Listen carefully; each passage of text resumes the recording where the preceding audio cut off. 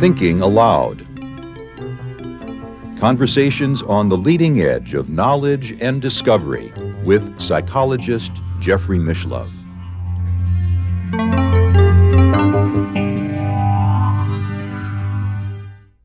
Hello and welcome. I'm Jeffrey Mishlove. Today we're going to explore what it's like to be a student of remote viewing. With me is Dr. Paul Smith, who is one of the founders of the International Remote Viewing Association. He served as president of that association twice.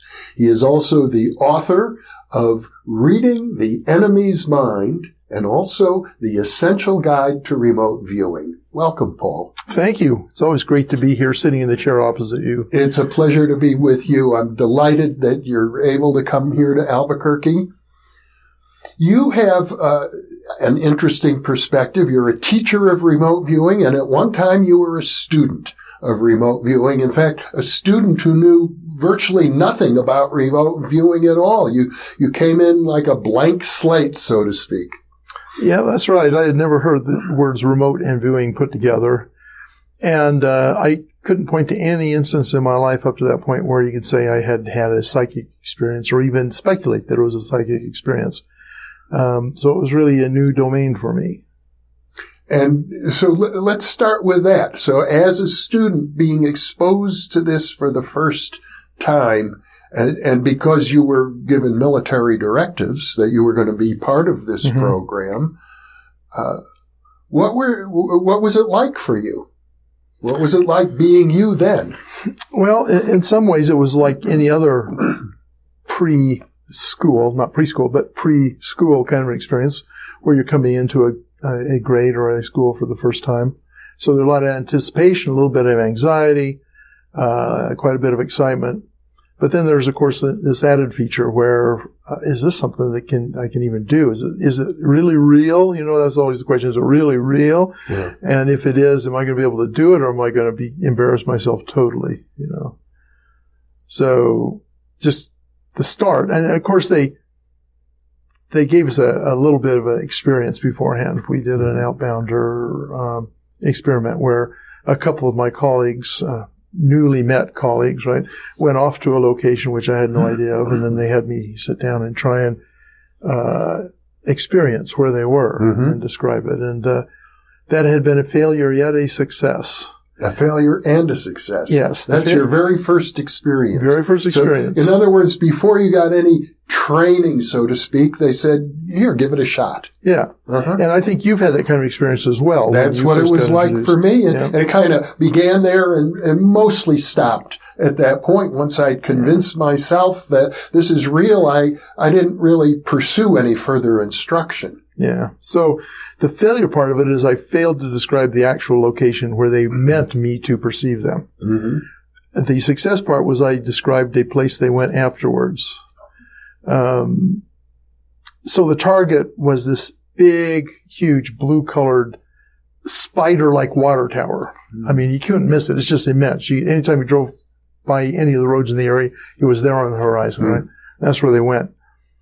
Well, what I described was the donut shop they went to afterwards. And my father-in-law said, trust you to find the donuts and miss the water tower.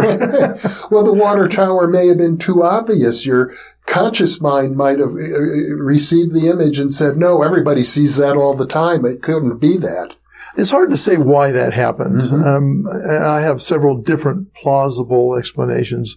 But as Skip Atwater, my training officer at the time said, he said, if you don't get the target, it doesn't matter what else you get instead. And that's pretty much what it boils down to with remote viewing.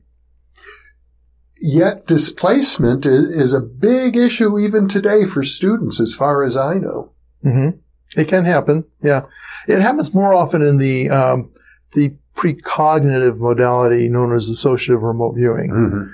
And there are a lot of reasons for that it'd be like watching paint dry to talk about all of them. But in actual remote viewing, at least operational style remote viewing we did, like the kind of thing you'd use to in an application way, to support the government, displacement is a little less common in that. Well, because you don't have two different targets. That's a right. correct target, an A target and a B target, right. an up target and a down target. You have just the target. Yeah.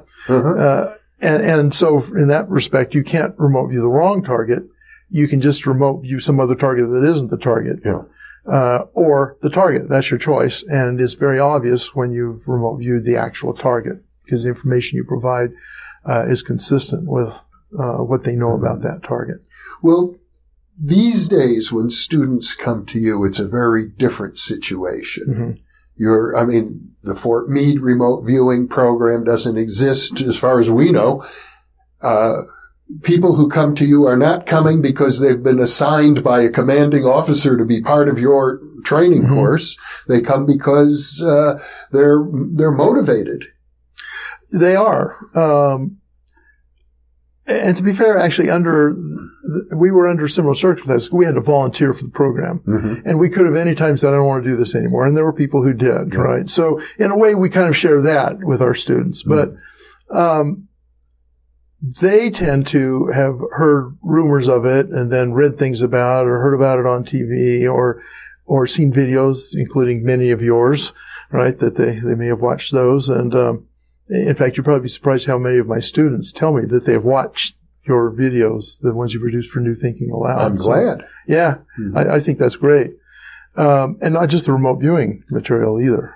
But they come with at least some notion of remote viewing. Now, oftentimes they'll bring stuff they have to unlearn because there's a lot of misinformation as well as actual information about remote viewing out there on the internet and in books and things.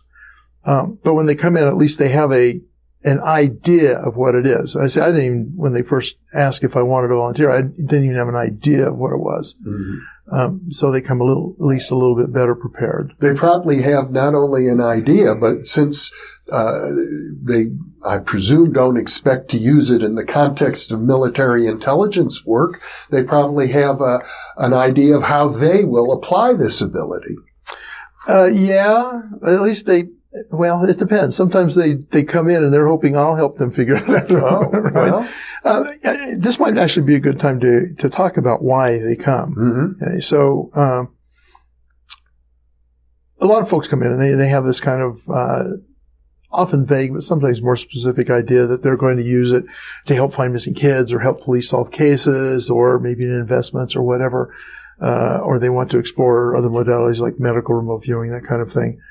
But I would say the vast majority of people who come to take my class don't come for any specific purpose in terms of practical utilization.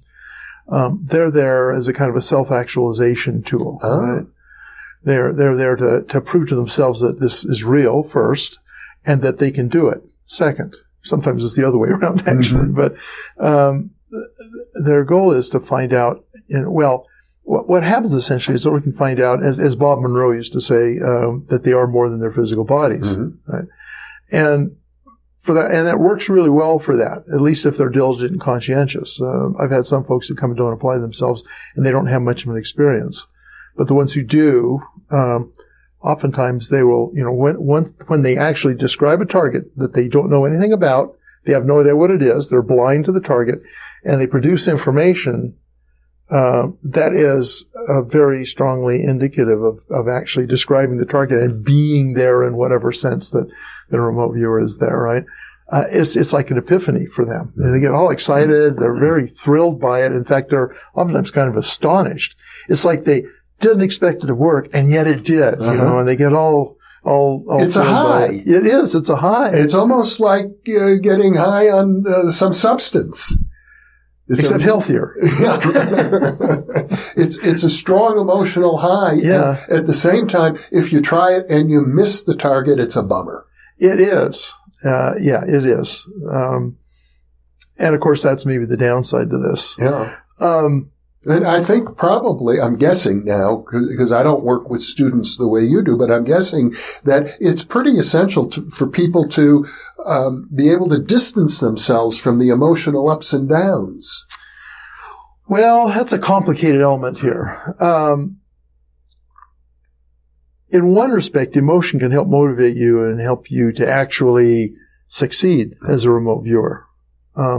On the other hand, it can actually cause you to choke, as they say in sports, right? I mean, if you get too emotionally involved or with the kind of wrong kind of emotion, it can kind of lock down the system so you actually don't get the perceptions, or if you do, you don't recognize them or whatever. In fact, one of the issues that student remote viewers run into is the inability to let go and let it happen. I've for close to 30 years now talked about remote viewing essentially being a Zen discipline. So in Zen, you don't worry about the outcome. In Zen, it's all about the process and about harmony and essentially, and I don't know the words here to use, but essentially shutting down the intellectual processes that would interfere with developing the process, developing the discipline, developing the letting go of it. Right? In remote viewing, you have to be able to let go in order to get. It's a real interesting irony about this. If you're worried about the outcome, and what I mean by worried about the outcome, you're worried whether you're going to fail or not. You go into a remote viewing session, you're almost certainly going to fail, right? If you're worried about succeeding, which is the flip side of the worrying about failure, you are probably not going to succeed. You have to be able to go into it with this just kind of, well, speaking in our normal everyday terms, laid back, laid back, a mild curiosity. Gee, I wonder how this is going to turn out this time, right? If you can go in with that kind of an attitude, you actually have the highest chance of success with that kind of letting go, letting it happen sort of an attitude. Well, and my understanding of Zen is that the Zen practitioner learns to appreciate that, they don't have to experience magic. They could be, as they say, chopping wood and carrying water and discover that enlightenment is already there. But the goal of Zen is enlightenment. Yeah. Well, and in a way, so is remote viewing, right? The goal of remote viewing in an interesting way is enlightenment. I mean, actually in a couple of ways. The first way, if you're learning it, you're trying to achieve enlightenment in terms of reconciling a whole new aspect of yourself with the rest of your nature, right? So, and that's an enlightenment. But on the other hand, if you look at it, if the goal is to collect information, that's a form of enlightenment as well, isn't it? So you're trying to enlighten yourself and perhaps enlighten the people who you're doing the work for in a certain, perhaps a little less spiritual kind of a way, right? Well, let me ask you this. In your experience now, you've taught many, many students, I don't know, dozens, hundreds, thousands. Not thousands yet, but hundreds, yeah. Hundreds of students. Yeah. Do you find that there's a certain type of student who will end up dropping out of the program? I think there's probably a variety of types of students. Identifying them, there's probably a different way of calculating this. It's not even calculation, but the people who drop out of the program are people who come in and they're motivated solely by curiosity. They're there to find out, does this really work? Once they've satisfied their curiosity that it really works, then they kind of lose interest and go off onto other pursuits. Now, there are some who legitimately intend to be remote viewers, and they'll come in, and unfortunately, personal issues, like maybe they have to become the primary caregiver for their elderly parents or something like that, and so they just don't have the time or energy to spend on it once they've come through the course. And those folks, we understand that. There are some folks who come in who almost already made up their minds that they don't want to do it, but somehow or other, I don't know if they're falling prey to peer pressure. Maybe their group of folks think remote viewing is cool, so they have to try it out or whatever. I don't have very many of those, thank goodness. Just maybe less than a handful that have done that, but there are those as well, so. I'm under the impression that in your training program and some of the other teachers who train remote viewing, it really requires a lot of discipline to become a consistently good remote viewer. Yeah, it's like any complex human skill. You have to learn the right principles, and then you have to actually apply them and practice them. And so in anything that you want to really master, like from martial arts to playing the violin to basket weaving, I don't know, whatever. Art, if you're a studio artist, it takes a huge amount of work to achieve mastery in that. Mm-hmm. Remote viewing is no different than that in that respect. Just what you actually have to do may differ. Mm-hmm. So, I mean, there are some skills, though. You take a weekend seminar, you get a certificate, and practice that skill. Remote viewing is not quite like that. No, and it's interesting how many people come in expecting that. Mm-hmm. They think, well, I take a weekend class, then I can call myself a remote viewer. Well, that's like coming in and taking a weekend course and calling yourself a kung fu master, right? It just doesn't work that way. Now, certainly you can satisfy your curiosity, and there's actually nothing wrong with it. I don't want people to think I'm putting that down. Mm-hmm. If you're curious about it and you want to take a class, do it, mm-hmm. right? If you don't have the motivation to continue on, there's nothing wrong with that. There would be something else that's calling you in your life. Yeah. I mean, in my case, my friends Hal Putoff and Russell Targ back in 1976 invited me to go to SRI International, where they were researching remote mm-hmm. viewing, and they would show me. And I participated and got what I would regard as a good hit very first time. And then I occasionally would run weekend workshops and show people what I learned, and a good percentage of the people in the group would get a good hit, and then they would know that they had mm-hmm. something unusual, and that was the end of it. I never actually, in my thinking, I didn't conceive of a long-term program. It was the ambiance at that time was you don't need that kind of training. You can learn to do it right away. Yeah, and from the perspective they were coming from, that was right. Mm-hmm. Their view of remote viewing was essentially you go in and you behave in this way, and you produce information that a judge will be able to distinguish between possible targets and pick the right one, and you're done. Yeah. Which is fine for whatever particular modality you're in, or if you just want to satisfy your curiosity. The way we use remote viewing, of course, that would have been totally inadequate mm-hmm. in the military, because you would not be collecting the kind of detail that they needed. And I have to tell you, the devil is in the details. Mm-hmm. Okay, the reason is because the more detailed you get, the more you run the risk of your analytic functions in your mind taking over and starting inventing things. And so that's one of the aspects of remote viewing training, if you want to do it for operational cases, is learning how to avoid that over the long term. And nobody ever learns it completely.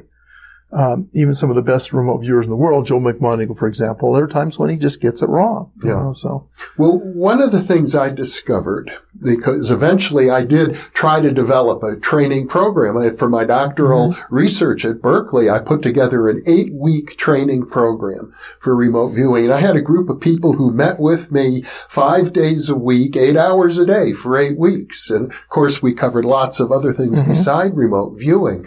But one of the things I discovered was everybody did quite well the first week. Then their scores dropped quite a bit. And the reason, I think, is because all of a sudden they're confronted with this reality, and all kinds of emotions come up around it, like, even at a subconscious level, things that are hard to articulate, but there are fears that come up for people around it. Do you experience that with your students? So what you described as the thing that the folks at SRI dubbed the first time effect, or the beginner's luck. Beginner's luck, yeah. So they would often have people come in wanting to see remote viewing demonstrated, scientists and reporters and such as that. And they would come in and so the SRI people had tried out whatever excellent remote viewer they had on staff that day, right? And then they'd run a remote viewing. Or typically they'd have the person themselves. Well, no, that came next. Uh-huh. Yeah. So they bring in their standard remote viewer, and their remote viewer do a great job. And the people who'd come in and say, well, that was very impressive, but how do I know you weren't fooling me? Mm-hmm. And what Putoff and Targ and Swan and those folks had realized is that somebody coming in and doing it for the first time had a much higher than normal chance of being successful at their first try, and maybe their second try. That's what they call this first time effect. So they realized if we people come in asking I want to see it done. If we make them do it, then they'll know exactly what they knew, which was nothing. They'll know exactly what they received in terms of perceptions and what they reported. They will know all of that stuff, and so they will know whether it was faked or not, right? Unless they think, I was secretly hypnotized. As did happen, actually. But that didn't happen, but that belief did occur occasionally. So they used that from then on. They made the inquirer actually be the remote viewer. And of course, you could imagine the reactions you got from these folks when they said, yeah, you're going to be a remote viewer. What? I can't do this. And people surprise themselves that they can do it. Absolutely. But I think that there's an issue of integrating that knowledge into the whole personality. Well, yes. And in fact, this responds to the other part of your question, actually. After the first time effect, then of course sobriety hits, right? The story that the SRI folks told was that what happens is when you do remote viewing the first couple of times, you're doing something that your underlying cognitive system doesn't really anticipate happening. So it's not prepared to deal with it. To speak in very general terms there, kind of rough and ready sort of description, you've got the left brain and the right brain. The left brain, its job is to interpret the information that the right brain introduces. And so the left brain has this obligation. I'm supposed to, to interpret what happened, and I failed this first time around. That caught me by surprise, so I didn't do it, right? So the next time you remote view, the left brain's ready and waiting, and the information comes in, and it starts interpreting the heck out of it, and gets it wrong because it's working on a narrow bandwidth that doesn't have sufficient information to draw accurate conclusions about the information. And so then you have this drop-off. Now, some of the other things you suggested probably play a role as well. For example, they may get a kind of, a couple of things could happen. First of all, they may be so emotionally caught up in it, so excited about their first time, that they anticipate having that same experience the next time, which in itself can stop or slow down the process. They may say, well, this is really real. What else in the universe isn't real the way I thought it was? And they may start developing a little bit of anxiety about what they're doing. Well, any of those factors can play a role. The biggest one is this cognitive tendency to want to interpret a signal that it's a little premature to interpret it.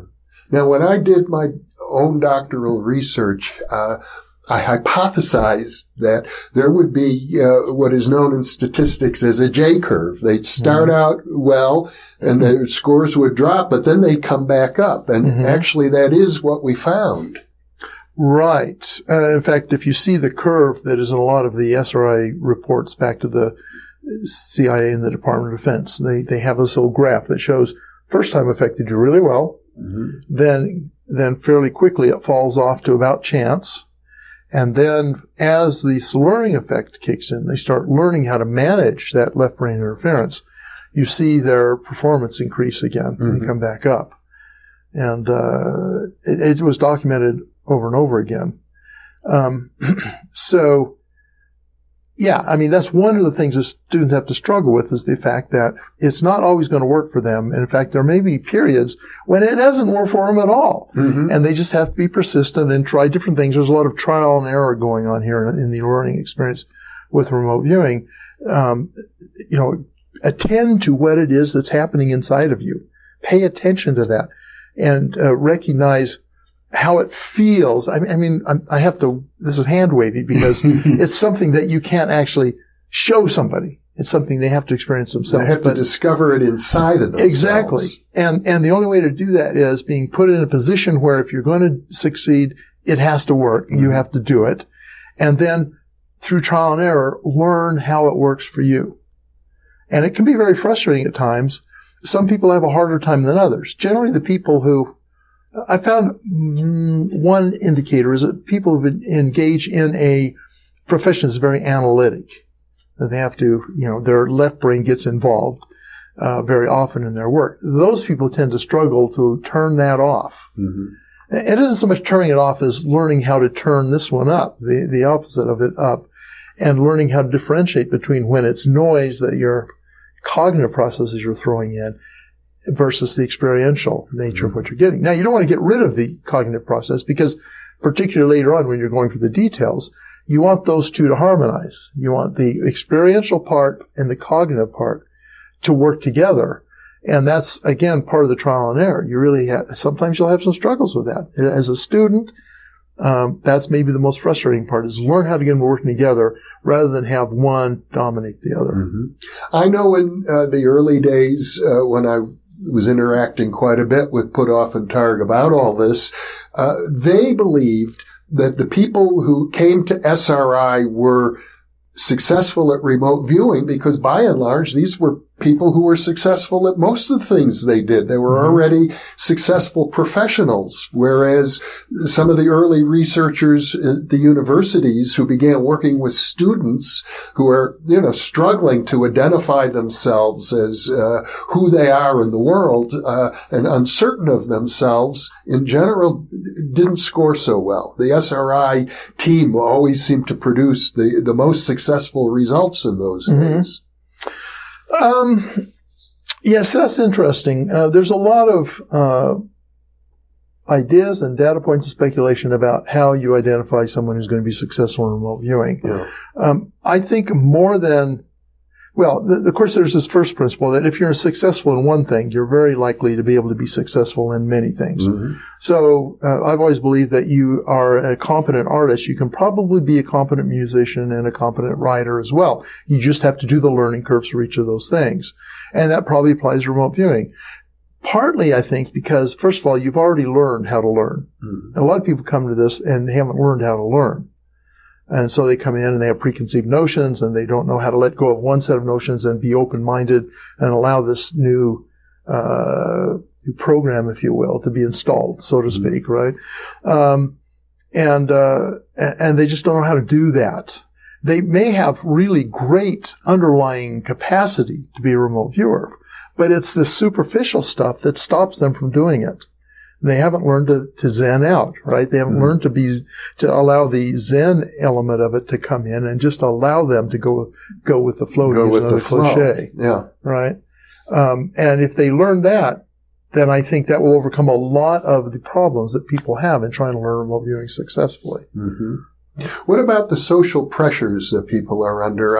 As I recall, when you were in the military program at Fort Meade, it was classified. You were not really allowed to discuss it with other people outside of the program, but your students are going to have friends and family and who are going to learn about what they're doing, and some of them will be disapproving. They are. Oftentimes that happens, and that can go two different ways. One is that can dissuade the student from pursuing it, or sometimes it goes the other way. It actually encourages them. It's a challenge to them, and they're going to prove that it works. I mean, sorry to introduce my book here again, but that's one of the reasons I wrote Essential Guide to Remote Viewing. It wasn't to get rich. The idea of it was to fill this niche in the literature for it serves three sets of clients: people who just now heard of remote viewing, don't know much about it, and want to have a kind of a balanced view of what it's all about.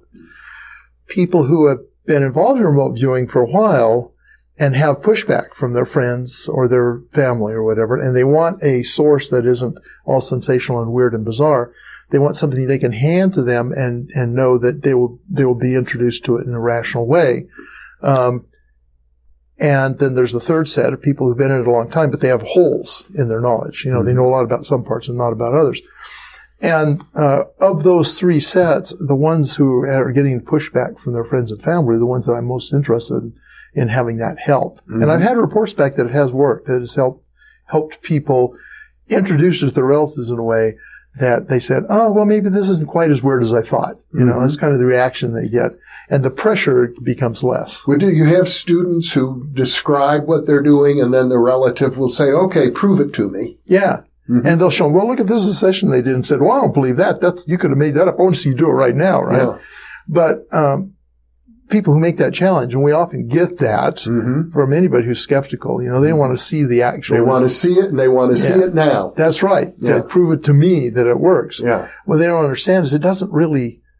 You don't prove anything scientifically that way. Yeah. I mean, they would be perfectly happy reading the peer-reviewed literature on a scientific topic, and they'd be totally convinced. Because this doesn't meet their worldview. We're talking about the skeptical folks again, right? Because this is outside their worldview. Somehow, peer-reviewed data doesn't seem to satisfy them. They've got to have some actual experiential element, which actually is not a scientific approach. No, but that's human. That's human psychology, not science. Yeah. Right. And so what do your students typically do in those situations? Well, sometimes they'll try and demonstrate it. And occasionally it's successful. I don't know how often it's successful. I can't tell you that, obviously. I don't even know how often they do it. But I have had some reports where it was successful. And some cases persuasive, in some cases it wasn't. Because, again, the skeptic saw it happen, but they don't know if they're being fooled. And so just demonstrating it to them doesn't do any good. Of course, one demonstration. The skeptic will say, if you can just prove it to me once, I'll be satisfied. Don't believe them. I don't know a case that ever happened. Right. Now, sometimes, the ones who are a little more mildly skeptical and entertain the possibility and knew that their relative or friend, the viewer was really, very, we got to have an adjective for integrity. Integrous. I don't know. Anyway, that had a lot of integrity. Occasionally, they've seen that done. Probably rarely actually jumped on the bandwagon, but at least were willing to start thinking that maybe, a little open-mindedly about it. And that's the most I hope for with a skeptic is that they become open-minded about it and not a rejectionist about it anymore. If they become a convert, if we can talk in those terms, that's great. I mean, like Daryl Bem, he essentially became a convert. Of course, that was after a lot of work and a lot of demonstrations and stuff he participated in. But the average person, if they're just become open-minded about it, that's all I care about.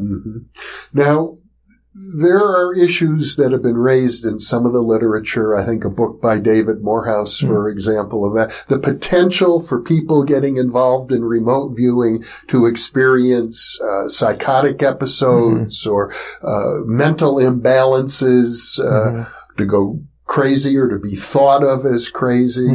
Has that come up with you and your students at all? Well, I'm not having students go crazy that weren't already crazy. I say that funnily, humorously, but actually it's true.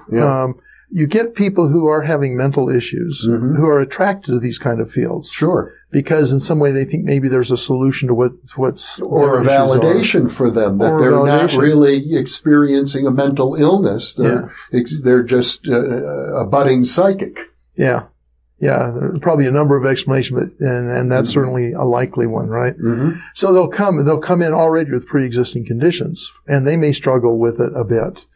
In fact, to my knowledge, roughly a third of the population is going to experience some sort of diagnosed mental illness in their lifetime.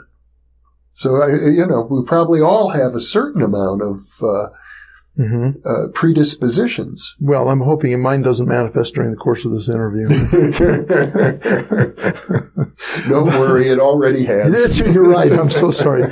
Yeah. So, people who come in with a propensity or an actual manifestation of some kind of mental issue, remote viewing is not going to help them. And in fact, it could be a catalyst to push them over the edge in a certain way. And that has happened on a few rare occasions. But there's this kind of belief among certain sectors out there that remote viewing can make you crazy, to speak very, generically. The fact is that it won't. It won't. Remote viewing is not dangerous. It will not make you crazy if you aren't already. It could exacerbate a situation, as many other kinds of behaviors can. Sure. Like you can come in and serve as a trigger. Yeah, or getting turned down by your girlfriend is probably a more likely catalyst than remote viewing is, right? But in and of itself, and a normal, healthy person isn't going to suffer any ill effects from it. And, we've seen the vast majority of people do this perfectly well with no issues. What about the issue of letting it go to your head, thinking that after you've had a number of successes that I'm the great remote viewer and I can predict disasters, or I better warn people, or, people who set themselves up as some kind of a prophet. Have you encountered that with students? Well, there's several folks out there. None of my students have gone off the rails like that, but there are some who have. And first thing I want to say is that you've already had a disaster if that's the way you go, the way your thoughts go. The beauty of remote viewing, at least if you're willing to acknowledge your outcomes, is that it's self-correcting. If you start getting too full of yourself and too impressed with yourself and too overwhelmed by your abilities, whatever, that actually you'll shut down in most cases, because then that's a form of emotional involvement as well, right? That's like an odd kind of an emotion, and frankly, the more grandiose your expectations of success, the more likely you are to fall on your face. Now, the problem is with people who don't care so much about being honest about their results as they are about preserving face. And they'll often say and do and make claims and things about remote viewing and about their remote viewing, which if you actually analyze it from an objective way, you discover that they're not succeeding the way they say they're succeeding. And you see that, of course, in the paranormal field in general. All across the culture, as a matter of fact. I think there's a tendency, especially in business, for people to exaggerate how successful they are. Yeah. And of course, in a way, that's human nature again. I mean, you're keeping your ego intact by doing that, or puffing it up by doing it, right? It feels good to inflate your ego. It's when it explodes that the real issues happen, right? The pain sets in. But the interesting thing about remote viewing is that you have to be, again, we get into the Zen thing, right? In a way, you have to be fully honest about what you did in the process, fully honest about your success or failure in order to actually progress. So if, for example, and there are people out there who do this, I can't recall if we talked about this before, but they will try and make anything that they've remote viewed into a hit. Even if it doesn't even bear any relation to the target, they'll try and find some way of data fitting to make this bit of information they reported match the target in a way that shows that they were successful, right? And you cannot progress if that's your attitude, because you will not acknowledge what you're doing wrong and try and correct it. You'll continue to do the same things wrong all the time. On the other hand, there's people who are kind of the other way. They're too self-critical. Those are the kind of people who can't pass a lie detector test even though they never did anything wrong, because they will second guess, well, I did tell a little lie a long time ago. I said that there was 15 hamburgers in the bag and there was only 14. Oh no, that was a lie, and the lie detector goes nuts, right? There are people who approach their remote viewing work that way. They'll look at it and say, well, I didn't get this, and this right. And so I'm not even going to think about this and this and this that I did get right. They don't think of those terms. So they reject any element of success they had, and they're not going to make progress that way either, because you have to be able to acknowledge what you're doing right in order to replicate that. I would think one issue might be, with regard to the misses, that if I were trying to correct every remote viewing session and figure out what I did wrong each time it didn't work, I might run up against something akin to Heisenberg's uncertainty principle, that some things are just unknowable. Right. And of course, that's part of learning. In every one of my students' first homework that I send home with them at the end of our in-person class, I have a thing on how to evaluate your sessions. Self-evaluation is critical, but you have to be fully honest with yourself. And you also learn there are some things you're not going to be able to make a call on. So don't worry about it. Later on, maybe you'll find out. Maybe not. You do have to also learn how to let go. Again, that's a kind of a Zen element as well. Because I would think, and I never served in the military, but my understanding is if you go out on a mission and the mission has mixed success, and then afterwards there's a review, you evaluate, what did I do right? What did I do wrong? How can I improve? Right. That standard military procedure, I assume.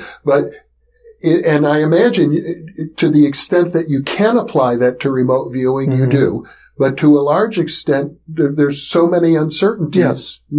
Yeah, and that's maybe a further point. I don't know how many points we've ticked off here, but that's an additional point, right? That you also have to learn to live with uncertainty. learn that you're not always going to get closure. Folks, and that may be part of the problem with the people who are so much in their cognitive minds, because you skew in the direction of needing closure in that case. Yeah. There's some people who are seen born that way. It's part of their personality to crave closure. And those guys are probably the ones that struggle the most with remote viewing, because there are times when you just aren't going to have an answer. You're just not going to know. And you have to be okay with that.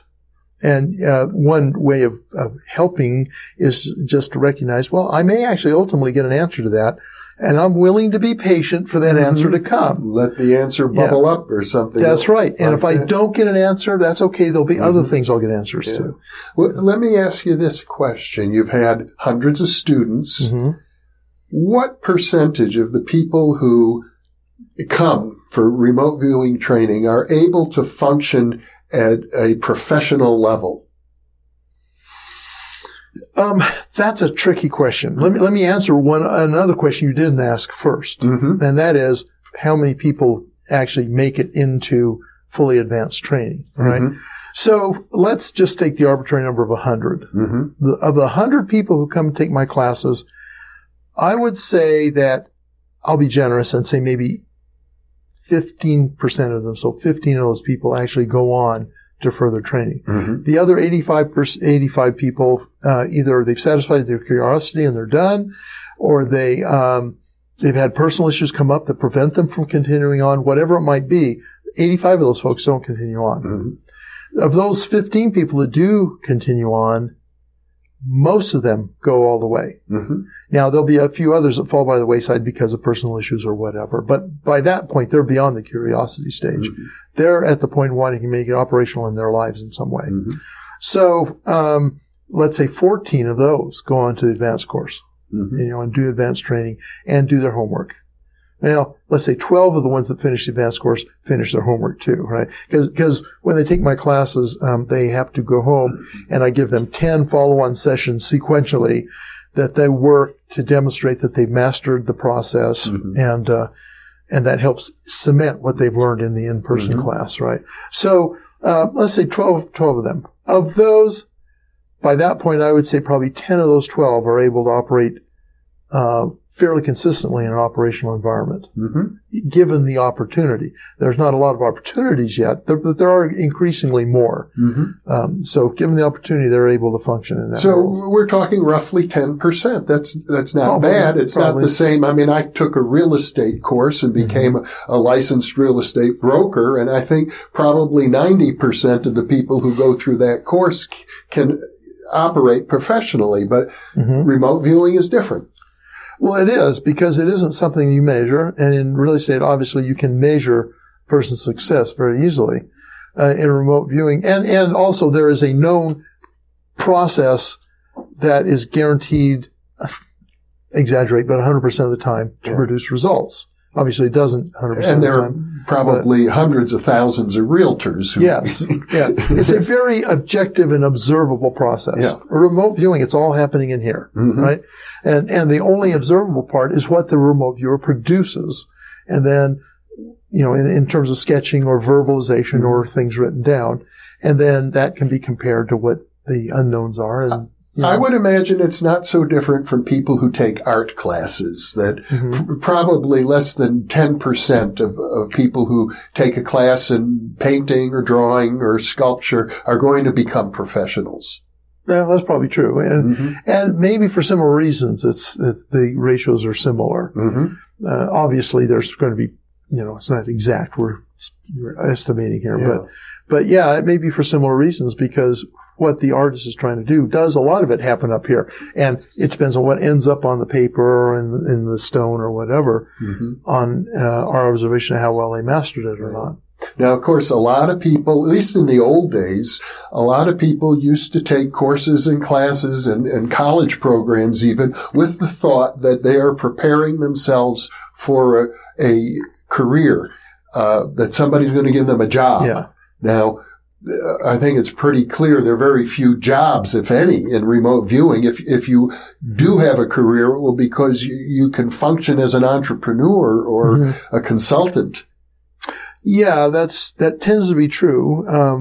There are some folks now establishing what I would consider fairly well-grounded companies, if you will, that cottage industries. Cottage industry, yeah, because usually they run it out of their house. But yeah, cottage industry where they solicit real-world tasks for hire or pro bono, depending on what the circumstances are, and then have remote viewers that they have recruited and vetted, and then they work that way. And I expect we'll see more and more of that.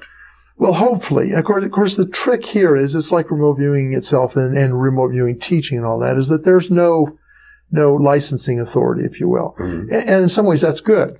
I wouldn't want there to be licensing authority, but people need to recognize the difficulties that brings up. And that is that anybody can claim to be a remote viewing teacher. And no matter what they know, and no matter what their experience is or what they believe about remote viewing. And a lot of people do claim to teach remote viewing that don't even actually, if you tried to get them to define it, their definition would not match anything that SRI would recognize, for example, right?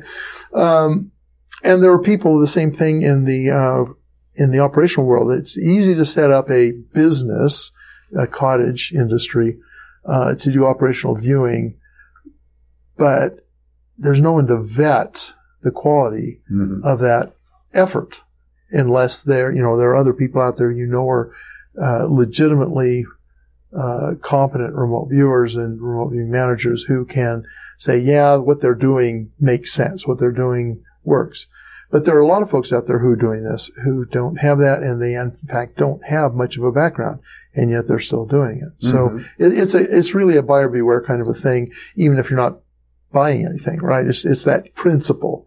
But there are also people who are doing it who are meeting with some success, and I imagine that word of mouth will probably enable them to helps develop a real career. We're strayed a bit from students here, but the thing to say about that is some of these folks are just giving it a chance. They may have resources that they can spare, and they have a problem they want to solve, and it hasn't been solved in some other way. So they'll say, "You don't hurt anything to try remote viewing, and maybe it'll work." And if those guys have success, then they may talk to somebody else who's in a similar situation and whatever. Obviously, in a field like this, you can't guarantee you're going to have success. Of course, in the legal field, you don't either, right? You say, okay, well, the lawyer says you're going to pay me, even if we lose the case, right? And so does the doctor. And so the medical profession, although in the medical profession, there's at least some science, not totally. I like to joke that medicine is really more of an art than a science, but at least there's some objective facts that they're dealing with, and I suppose there are in law as well. In remote viewing, you have to produce the objective facts, right? And that can be assessed and evaluated, and you can't guarantee that'll happen because we don't know how it works yet. We know some of the parameters that help you have a higher likelihood of success, but we don't know any parameters will guarantee success. And that's the situation we're at in remote viewing. Well, there seems to be a lot of individual differences. Some researchers, like Stefan Schwartz, who I've interviewed many times, is engaged in archaeological projects with law enforcement, and he reports. Of course, he works with some of the most well-established remote viewers with a very rigorous methodology, but he has quite a track record. Well, yeah, he's published some really, really juicy results, some really nice stuff. And Put Off and Target, SRI, had a very, like an 85% success rate with their published studies. Yeah, they had some good success as well. But again, of course, in the Put Off Target situation, that was, of course, a limited trial set, right? There's certain experimental. You have to do that in a science setting. You have to have control of your variables. Right. So what they did there is, of course, significantly different than what Stephen Schwartz did. Absolutely. In his. Same function, but the way it was used and the extent to which it was used is different. And of course, other people have had success, along the lines of Stephen Schwartz, although maybe not in archaeology, but in other things. And of course, there have been plenty of failures as well, which you don't hear as much of, right? Well, there are failures in every endeavor. Sure. I mean, for example, drilling for oil or investing in the stock market. Anybody who's a speculator or an investor knows you're going to have failures. And they try not to take it personally. I mean, you just move on to the next one. And right, which we're getting back now to the student thing, because students have to have that attitude if they're going to succeed. Yeah. The truth is, I think for every successful entrepreneur, they've had many failures. Yeah. Walt Disney, I believe, went bankrupt 7 times, for example. As did Abraham Lincoln went bankrupt. Well, I don't know that much about his history, but I'm sure. I hope that's correct. Well, it doesn't matter. I mean, the principle is the same. Yeah. Yeah. So, and if you develop that attitude, you will have much higher chance of success than if you have to be right every time. Somebody who comes into this field thinking they're going to be right every time or having that need to be right all the time, they are not going to make it. Yeah. Yeah. Well, Paul Smith, this has been a informative conversation, and you're coming from decades of experience. So, and you're still out there. Still out there for now. I'm getting older, though. It's a pleasure to be with you once again, Paul. Thank you so much. Oh, you're quite welcome. And thank you for being with us.